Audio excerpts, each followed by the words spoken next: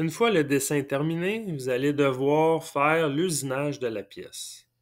Pour commencer, vous allez devoir choisir le tour par défaut, le Late Default, et vous allez activer les mêmes options que le tutoriel 1 dans Tool Settings, mais dans le Stock Setup, vous allez définir le stock brut par rapport au plan de la pièce.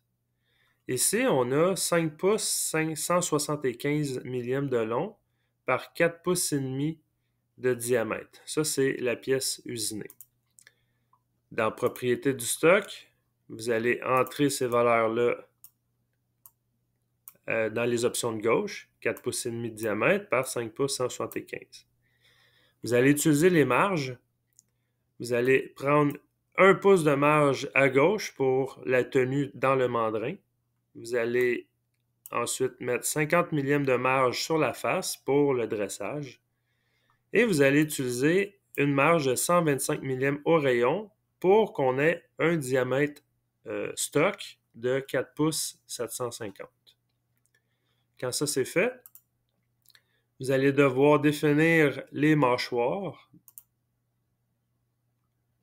pour que la tenue des mâchoires, ça se fasse par rapport au stock, par rapport au diamètre le plus gros. Vous allez vous tenir à 750 millièmes de grip. Ensuite, lorsque ça c'est fait, vous allez usiner en plusieurs étapes. Vous allez commencer par le dressage de la face. Vous allez devoir choisir le OD Rough Right à 80 degrés avec un rayon de 31 millièmes. Et vous allez activer le Rough Step Over pour qu'il puisse faire plusieurs passes de dégrossissage de 30 millièmes et il va faire une finition à 10 millièmes. C'est ce que ça donne ici. Ensuite, vous allez devoir dégrossir les diamètres extérieurs. Encore une fois, vous allez reprendre le OD Rough Right 80 degrés avec un rayon de 31 millièmes. Et vous allez devoir évidemment chaîner la chaîne extérieure de la pièce. Et dans les paramètres du rough, vous allez tout simplement changer la valeur en Z, la surépaisseur. On va la changer à 5 millièmes. Et on va ajouter un lead out, une extension de 100 millièmes à la fin de la chaîne vers les mâchoires du mandrin pour être sûr que la pièce s'usine au complet, qu'il ne laisse pas une surépaisseur. Vous allez également, dans le lead-out, mettre la sortie à 90 degrés vers le haut pour qu'il puisse faire un coin, une partie, un épaulement carré. Et vous allez devoir utiliser le Use Stock for Other Boundary. Et quand ça c'est fait, ça vous donne ce résultat-là.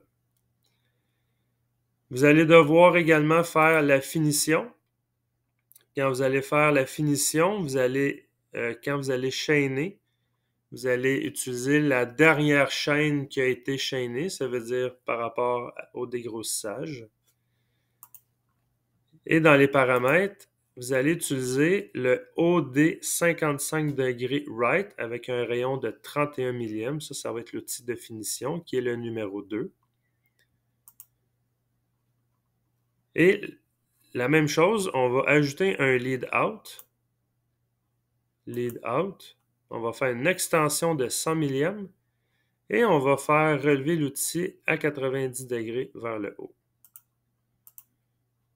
Et ça va donner ce résultat-là. Je vais faire la simulation. J'ai le dressage de 50 millièmes, j'ai le dégrossissage et j'ai la finition. J'ai également ajouté un lead out de 100 millièmes pour être sûr que mon chanfrein est usiné au complet.